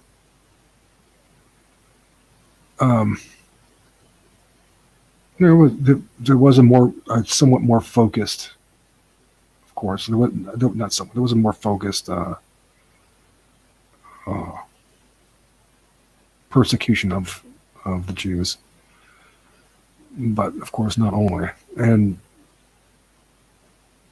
to try to deny Operation Reinhardt, it's just this foolishness that I want no part of, and I don't want anybody. I want no part of anybody who's going to do that.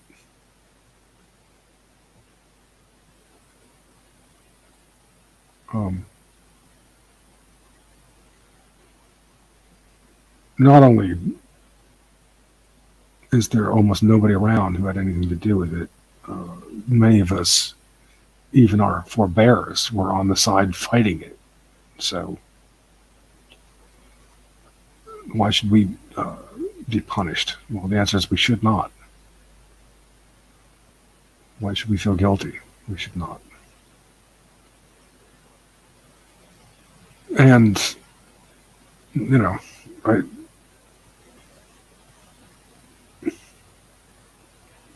I've said what I have to say about that issue. I don't want to go into that now.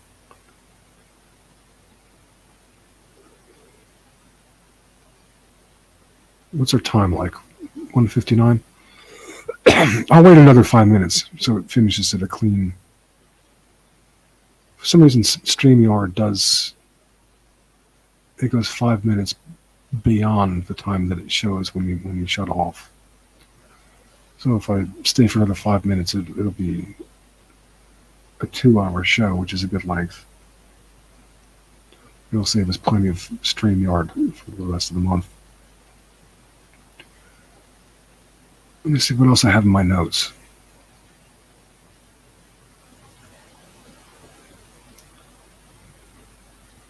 GW's greatest sin with regard to myself is a false either or.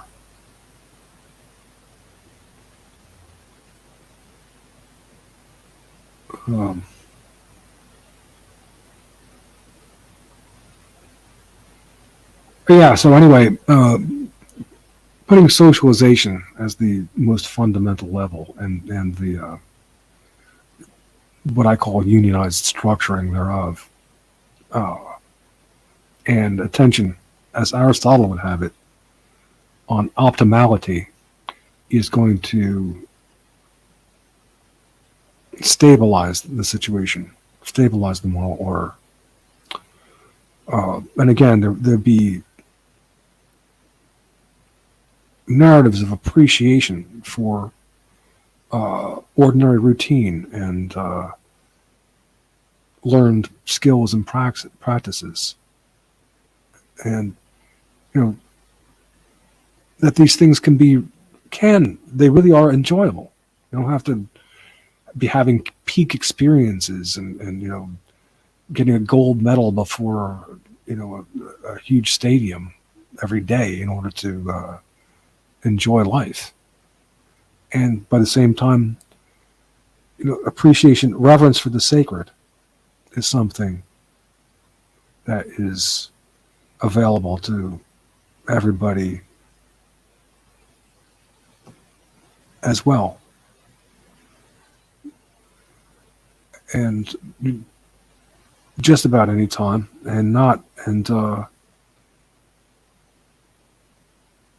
again, that's going to stabilize the moral order.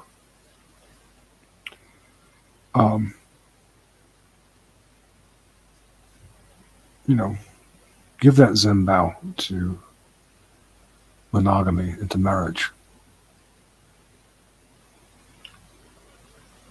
and to to group borders and bounds, to our people, to our forebears, to our children that we don't want coming into a world like this. Can't do that. But Right Ruminations is this Jesus guy. I think he's Catholic. Talks in kind of a queenish, gayish sounding kind of way. Some like another Richard Spencer variant. All these guys are sort of gay sounding, aren't they? Some more gay than Greg Johnson. But anyway, Right Ruminations. I have a sense that he tries to play off me. I know he doesn't like me because he read my article critical of Otto Pol and thinking that he was going to humiliate me by reading it. Oh, here's this guy who wrote this article critical. This guy Daniel Sienkiewicz wrote this article critical for him, and I'm going to read it. Here it is. And I'm listening to it. It's like, hey, that's pretty good. Carolyn Yeager tried the same thing. Started reading my stuff. I'm listening to it. It's like, hey, that sounds pretty good. But anyway, so I know that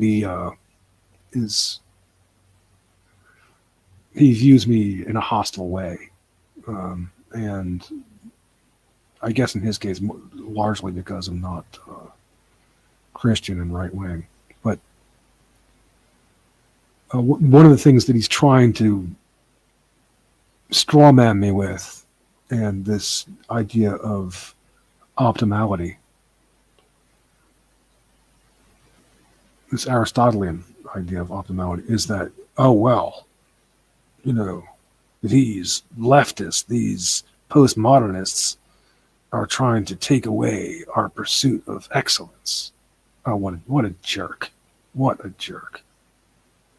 And he probably, worse than that, he probably picked it up through, I found the feminist source of that critique coming from Simone de Beauvoir. I think it's 681 in The Second Sex. This utility of the housekeeper's heaven is why she prefers the Aristotelian morality of the golden mean, of optimality.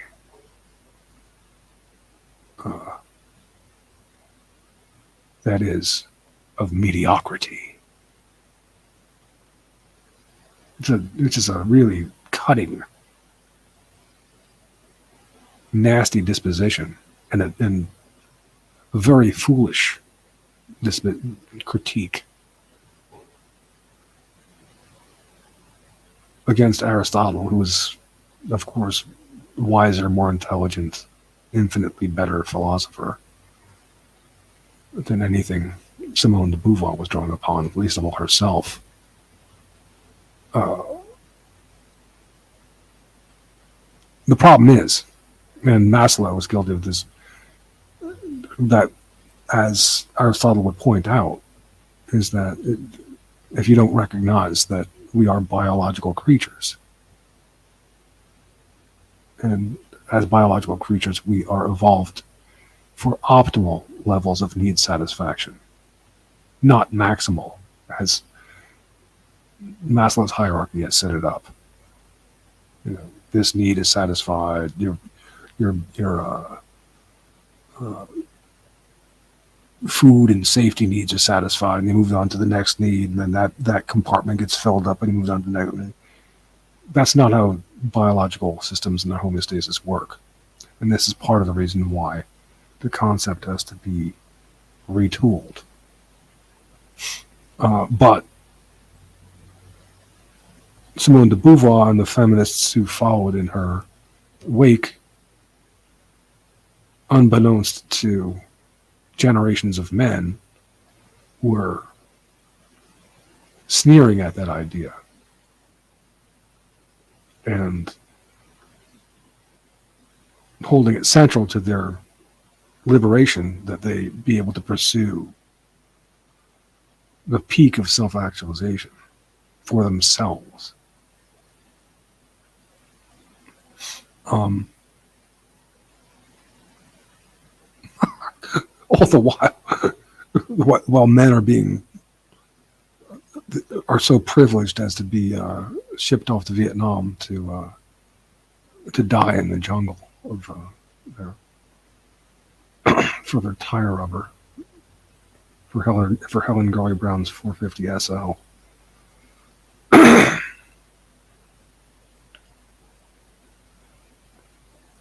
Telling girls that they're going to suffer either way, right? Whether they stay as virginal as a sun-kissed orange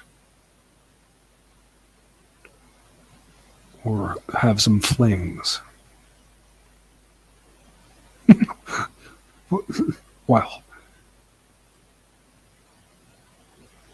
with the 4F guys, while were the college deferment guys, right?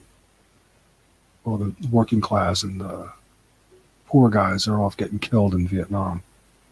Very nice. So you see a nasty conflict, incommensurate gender agendas there, and how, well, talking about reflexive reversal and guys going crazy in pursuit of self-actualization.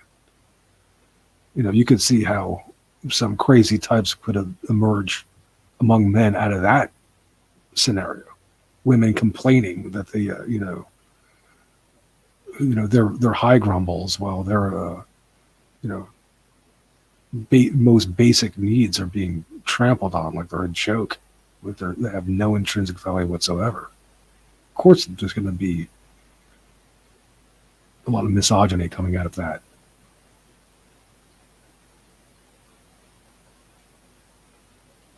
Who's Owen? Who's Owen? Hello? I started looking at a family called the Wallenbergs. This one family is responsible for 30% of Sweden's GDP. Well, headquarters, Stockholm, Sweden. The hell was that? Family called the Wallenbergs, Stockholm, Sweden. There's one family.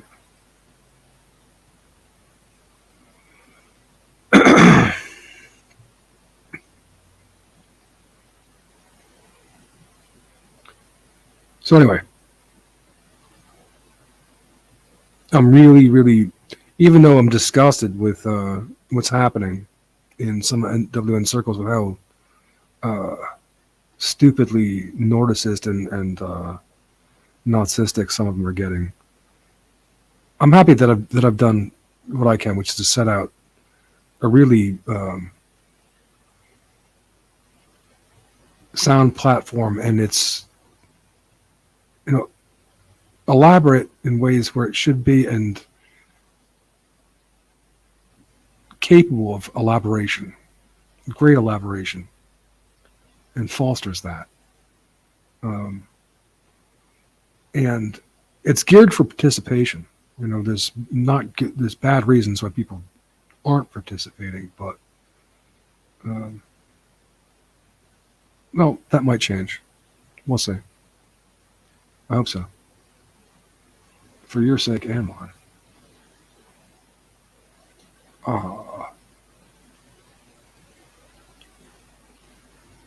But we do have lots to talk about in days to come.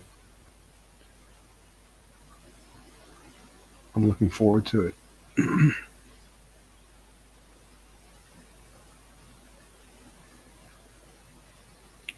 These guys talk about incels. That's so stupid. It's such a. Can you imagine that the people would buy that meme coming out of Madison Avenue? Another Mike Enoch kind of little thing.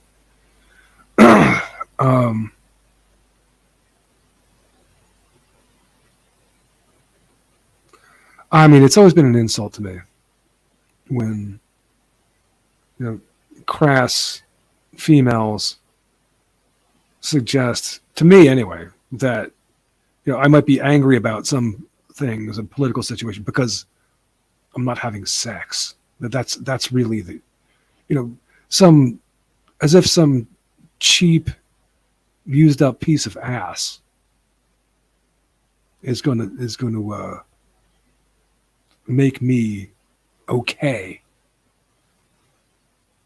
with this PC cultural Marxist tyranny that we live in. I don't think so. I don't think that's going to make things better at all. Or I don't think that's the answer at all. I'm sure it's not.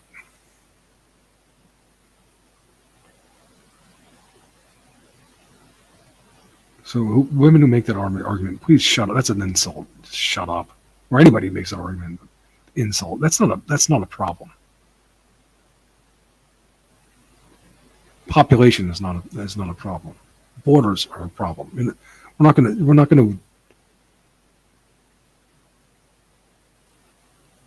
not gonna beat the third world in family size, and we shouldn't try.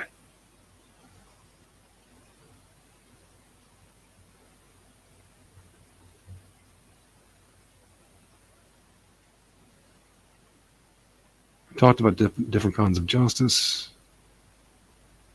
union being the border.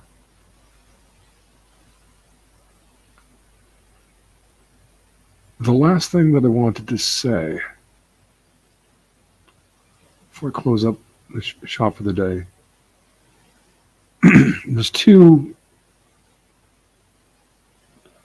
words that should be stricken from common parlance. I'm very serious about that. The first is lover. That's really disgusting when you hear people describe someone as their lover. You know, it's like, what a euphemism. No, that's your fuck partner. They're calling your lover. This is, you know,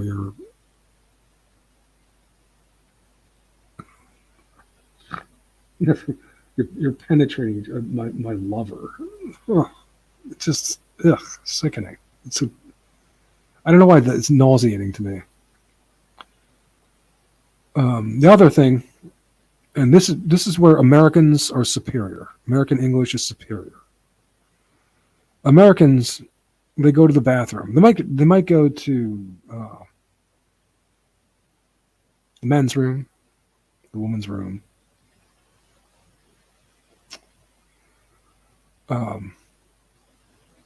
Maybe at one time they would go to the loo, but they use this euphemism. Thank you very much, and I appreciate it. Really, I don't want to hear. In Europe, people will say, a woman will say that she's going to the toilet. A man will say he's going to the toilet. I don't want this image being called forth. It's disgusting. So, I mean, let it not be said that Americans and American English don't have certain superiority. In that regard, definitely. They're right.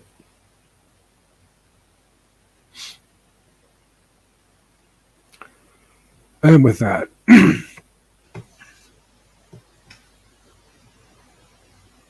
I will wait another 3 minutes so that we can finish clean 2:15. I should have gotten more audience. Again, when I see myself having no viewers and Keith Woods and Joel Davis getting tens of thousands, I say, okay, these are intelligent guys, and they're making their way through the books. They're juggling a lot of facts and whatnot. That much more worthwhile than me? No way. Definitely not. And so I didn't worry about it because, well, it's I have some experience of seeing,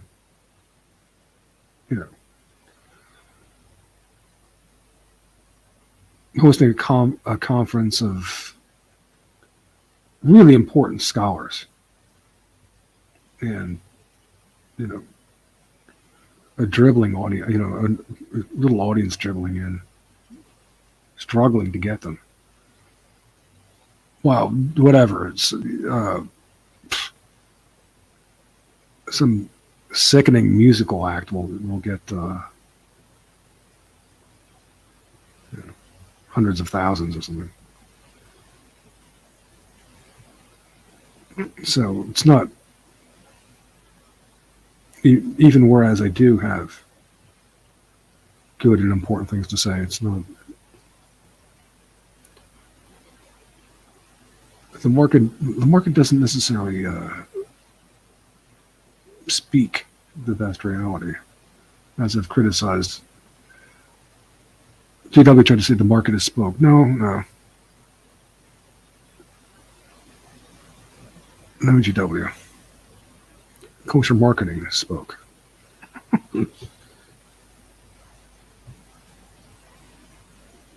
And framing, the masters of discourse, right? I'm not in the box. I'm outside of the box. One more minute. You audience have one more minute. Here's your last chance to talk today. There we are. There's the link.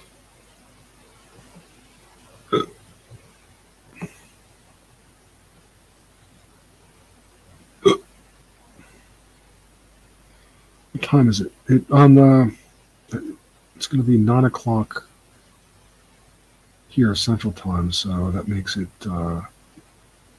8 o'clock London, and it makes it 2 o'clock New York, 1 o'clock Chicago, 12 o'clock Denver, and 11 o'clock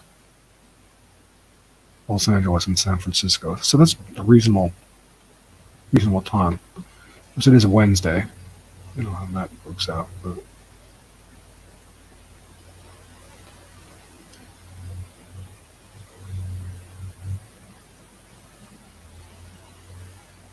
we're on COVID time here. So a lot of people are still locked down, aren't they? Okay. thanks for listening, everybody who did, and for those of you who and recommend to people that they should have a listen back. Alrighty then, bye for now, and I'll be back pretty soon for another show. If not tomorrow, then soon after.